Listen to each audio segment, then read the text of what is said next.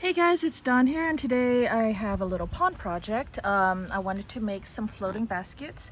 I was using these little things as little floater baskets, and they were working well. I have some, but the problem, they float like that, but they can get overwhelmed pretty quickly, but more so they tip.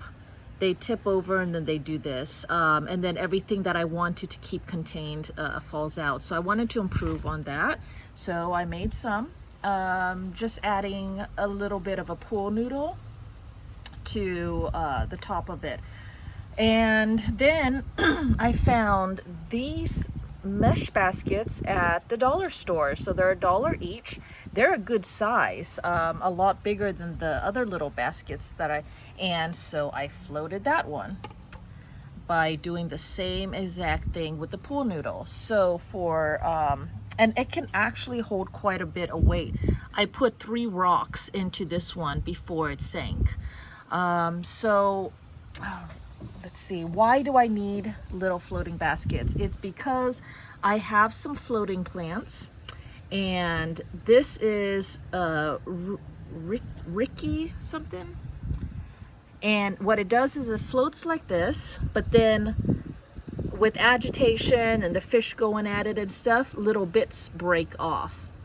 And just one, well, people say just one cell of this can make a whole nother plant, which I am completely all for. I want a bunch of this, but I need to stop having little bits of it break off.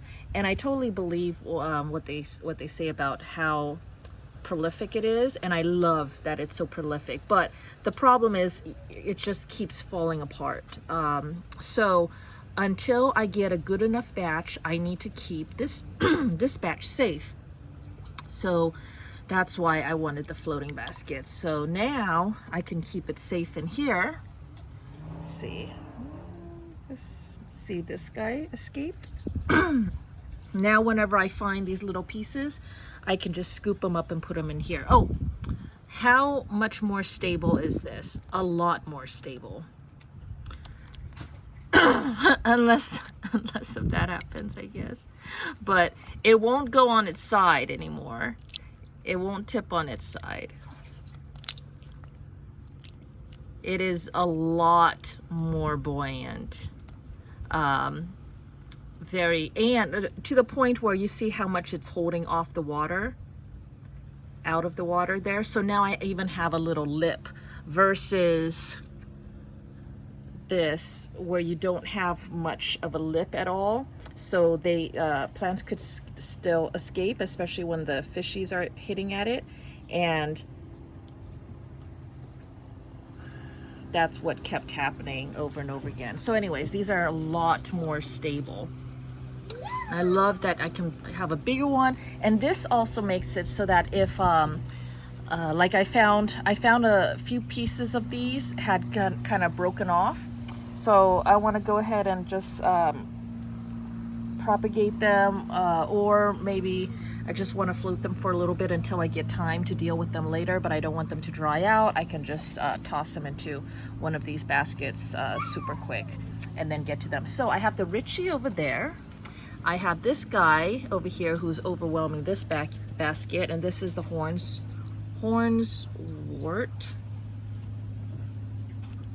And the same thing, this guy was getting all torn up, and I don't know if you can see, they just kind of float around aimlessly, getting tangled up into stuff and all that. So now the hornswort actually looks really pretty, and was getting a little bit, like you can't see all of its magnificence inside this little basket, but he'll be a lot more happy in this one because he can actually spread out. Some more over here. Oh, I found another piece of Ricky. I don't know how you say this. All right, did I get all the hornswort? There we go. Now these guys will be able to float in here and be safe. And if I need to take them out real quick, see how easy that is? And that'll just keep them all nice and contained. I bought a bunch of these little baskets so I can figure out what else I want to do about it. And of course, anything that you want to float, you can do this with. Okay, so in order, oh, the other thing is my duckweed. Everyone else is saying how duckweed is taking over. Well, I'm killing my duckweed because they are getting into all these places and I'm splashing around, I'm doing water changes, and this is the last of my duckweed. So I really have to keep my duckweed safe. But now I can because I got these little floating baskets, which make it really nice. All right, so what you need is, and they've all run away. Hold on.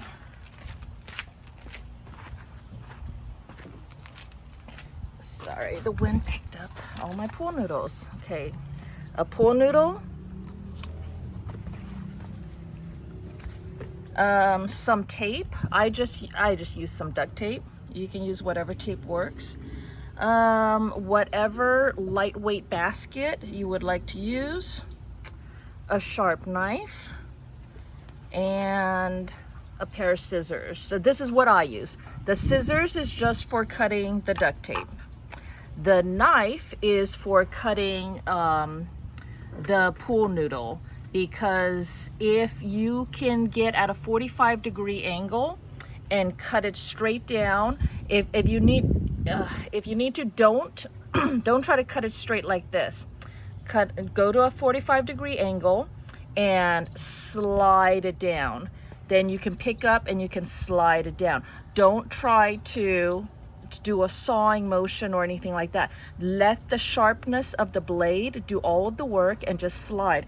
And if you do that, then you will get a really nice clean cut like that. If you saw back and forth, you will get ragged cuts like this bottom side over here.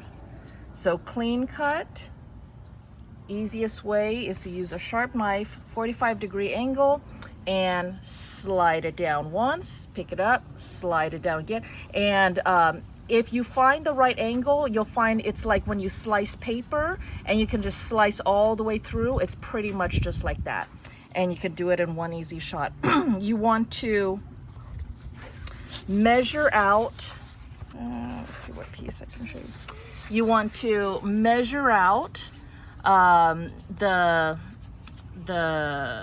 diameter, circumference. You want to measure out the circumference of your pot and then cut that to the length.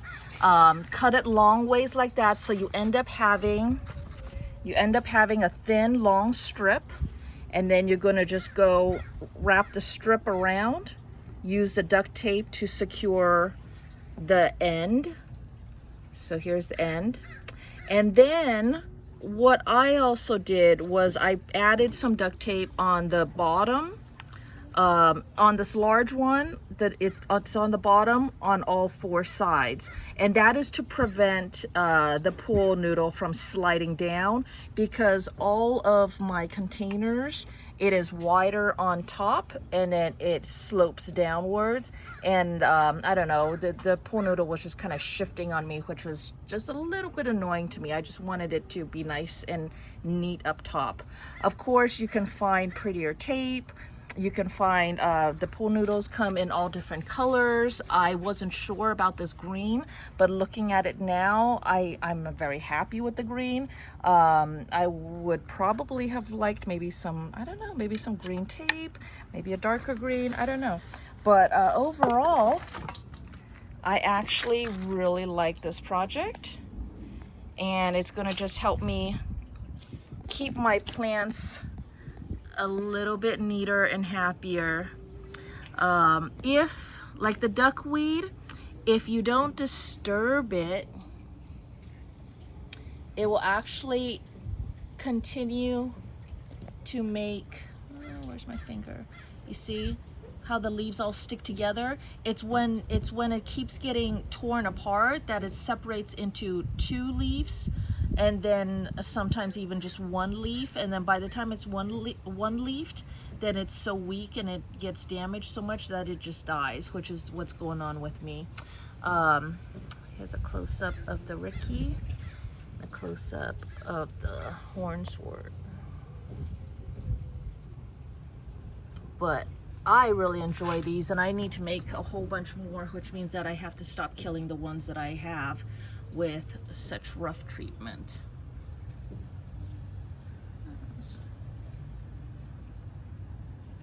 All right, so there you go. Hope that helps, and thanks for watching, and I'll talk to you guys later. Let's come out here. Bye, guys.